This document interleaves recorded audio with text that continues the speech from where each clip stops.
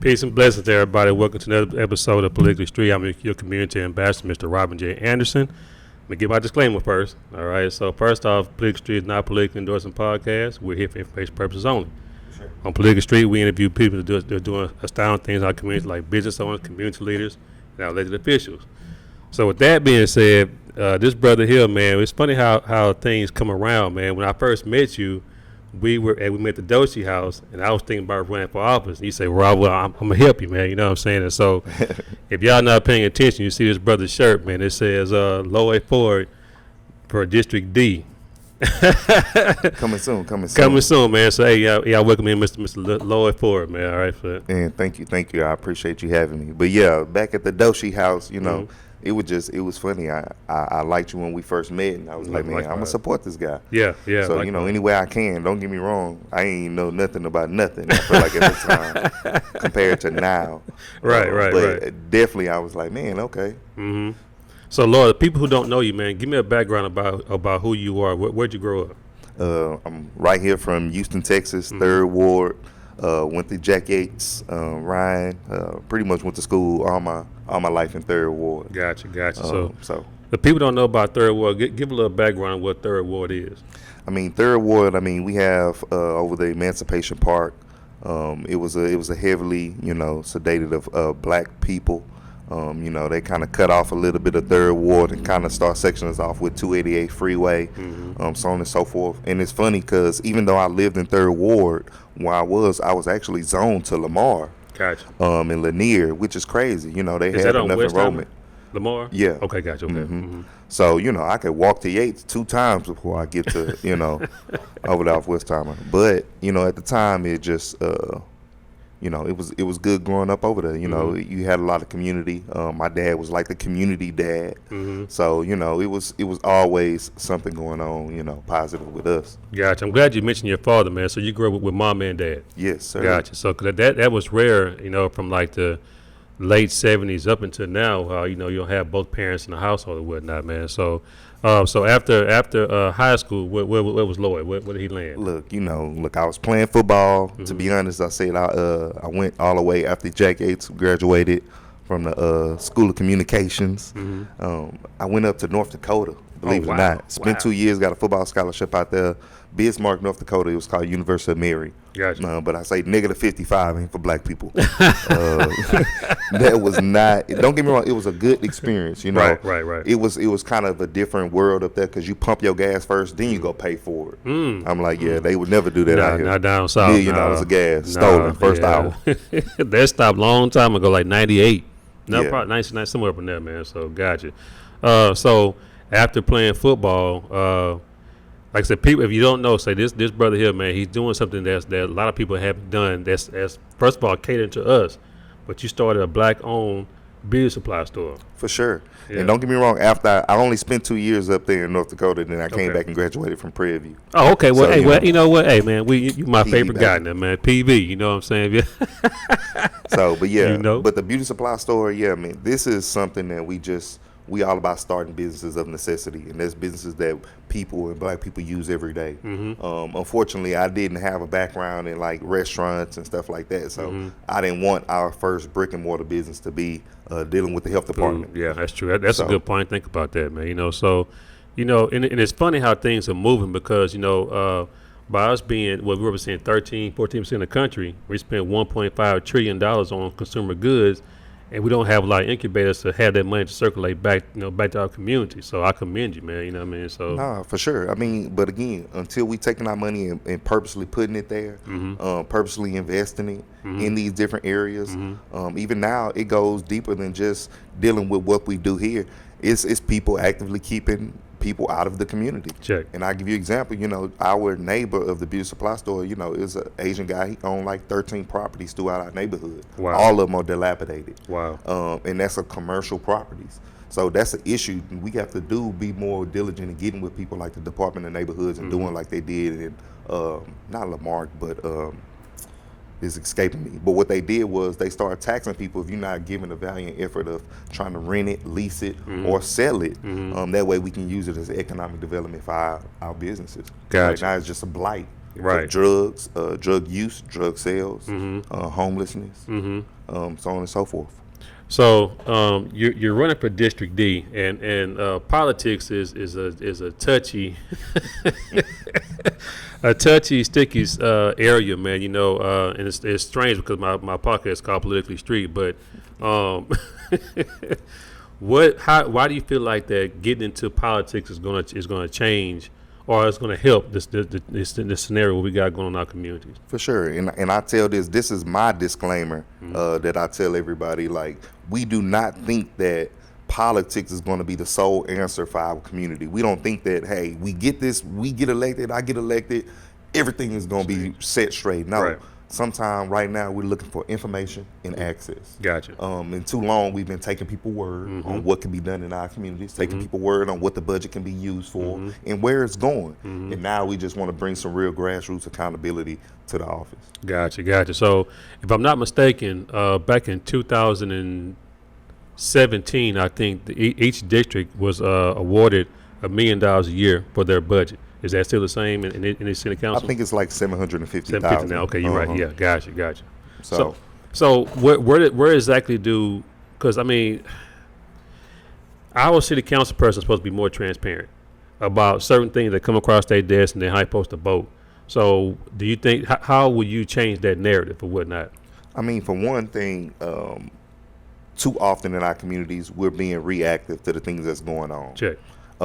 We are planning to already have monthly, like we already do since we've been having with Creative Group Economics, our community meetings every second Monday. The difference is with the office, we'll be able to take this on the road. Check. To every community center, any day, any time, that we don't have to pay for. So these are assets and things that we can use to engage the people of the district, so we don't have to be reactive, we can be proactive. Gotcha. Too often people say when they come to meetings, what they say when these are going off, I didn't know. Right. Oh, That's no, true. we sent y'all notice. Yep. To who? Right. Oh, we think we saw it. We sent it to this person. Right. So it's too often that things are going down that affects us that we don't know about till Gotcha. now we got to go down there to fight for it. Right. So another thing too, what I didn't know is that this is a mayoral ran city. For sure. So it's unfortunate, but you're gonna have to play politics down there, man. So how's Lloyd gonna get the other city council persons on board to kind of push the agenda for the community forward?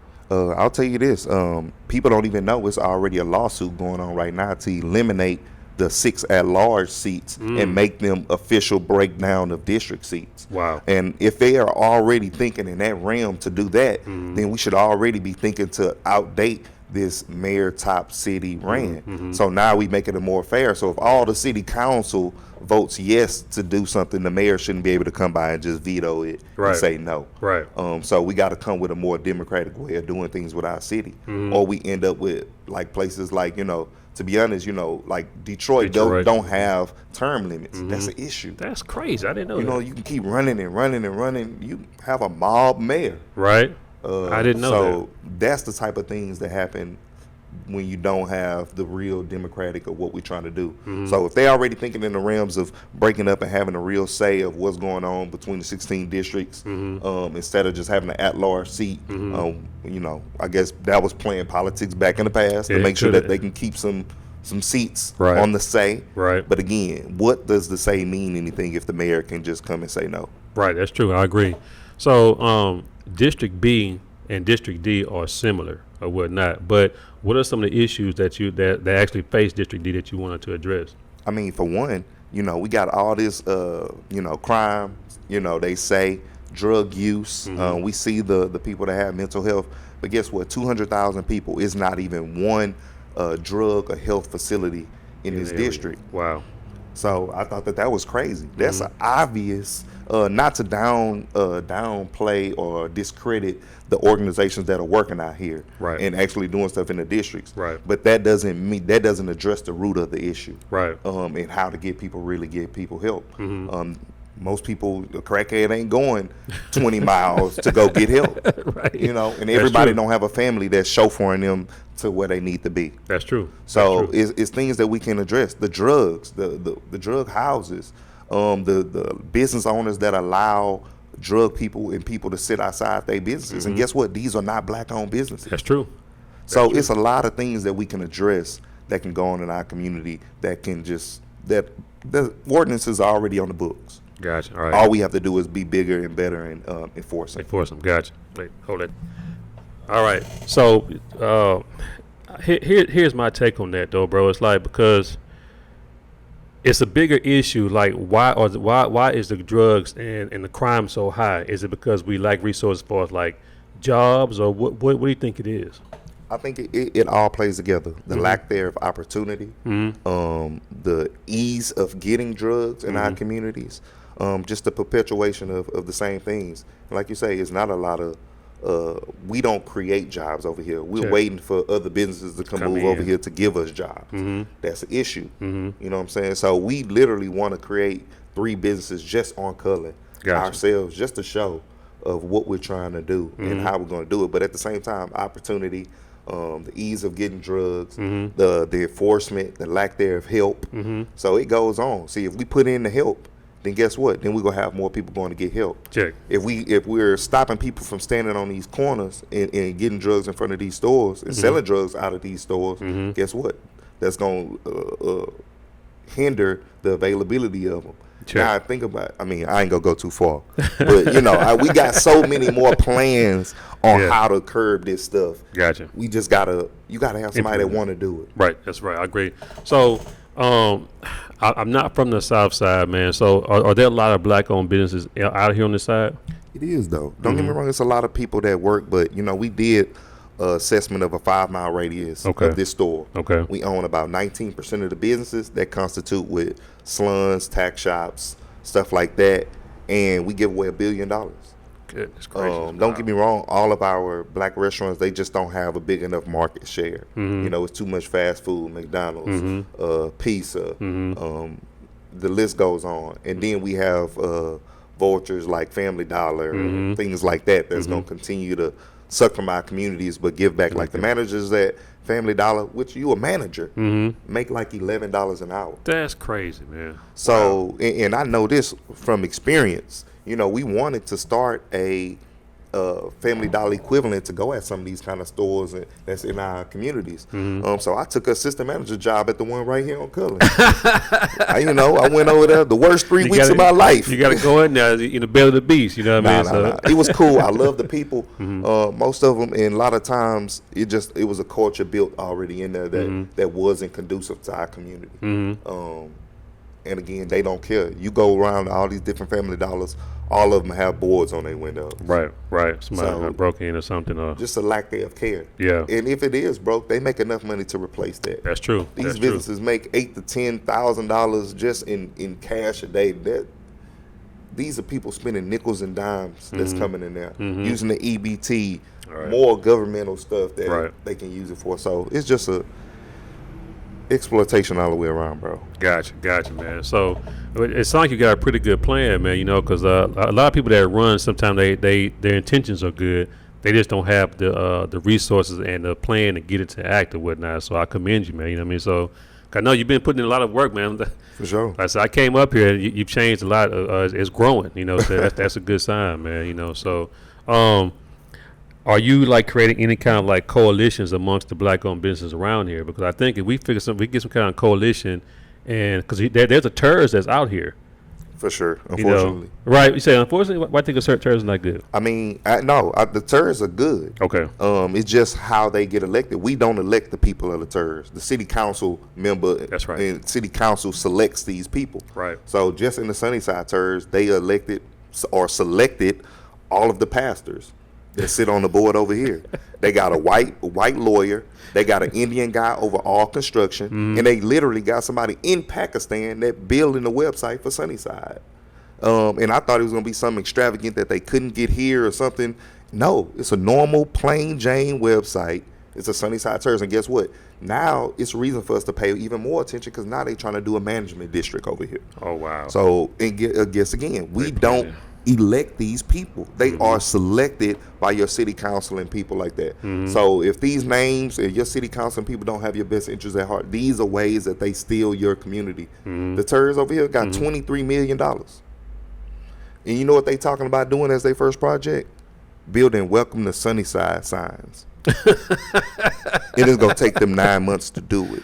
That's crazy. Wow. What are we talking about? So how do we hold people accountable, man? Like, because I mean, it seemed like, and I don't want to be the conspiracy theorist person, but because you just said something that was very powerful. Some people are selected, not elected, or whatnot. Sure. So you have a heck of a feat against you. You know what I'm saying? I'm not saying to discourage you. I'm just saying so you kind of know what you're going. So how are you gonna jump that hurdle as far as these votes go, man? Because we don't know when these precinct chairs close down their polls and they turn in their paperwork. We don't know what they doing behind closed doors. For sure. I mean, one thing I'll say this is, we've done our research. We're going to do our due diligence. Mm-hmm. We're going to be in front of people's face from January to November. We're going to be hitting the ground. And again, our campaign is going to be so much different because guess what? We don't have to pay for canvas teams. We don't have to pay for stuff like that because guess what? We have already gained so much social and community clout that these are people that just support what we do. That's so powerful. we ain't gonna have to pay for poll workers because there's gonna be people that believe in what we do, just not there to just get paid. Gotcha. That's powerful, man.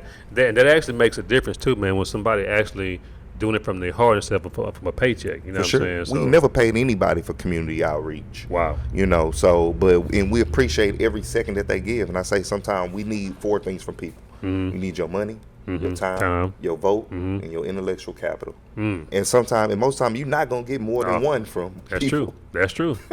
So which one of them 4 you going to give? Yeah, I think time is more valuable right now as far as time and their money. You know what I mean? But intellectual stuff, you can do thinking for them. As long as you got a plan for them, they can follow the plan, you're good. For sure. You know what I mean? So that's what's up, man. So how can people find you on social media? How can they support you and things like that before we get out of here, man? Well, I put it like this. You can find us at on Instagram, Ford Can't Lose, Facebook, Lloyd Ford. You can always go to Lloyd Ford, Change, just the number 4, change.com. Or you can just go to my Instagram and hit the link tree. You'll be able to see all the community stuff that we do, our event calendars. You can go to the Black Store. We got Creative Group Economics. And I can't forget Paid Texas, which is Political Advocates for Independent Democracy. And so that's our own little PAC organization that we do and use to run our different elected officials.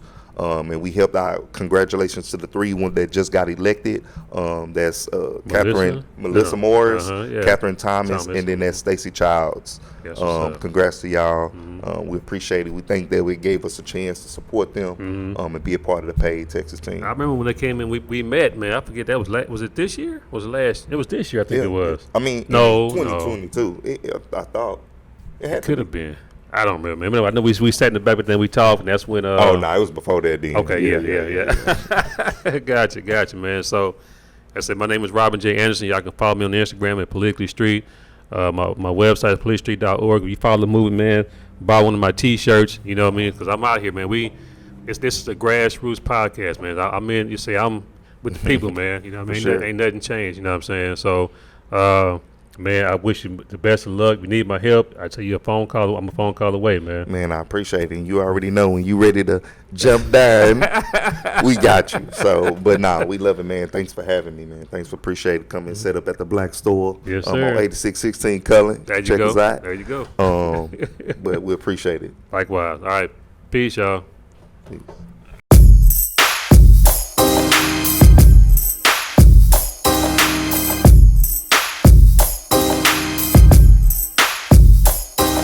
Want to give a shout out to Politicallystreet, man. That's one of the coldest names you can have because we out here in these streets, but these politics is trickling down, so it's all intertwined, man. So we got to figure out how to work it the way we work. So shout out to Politicallystreet.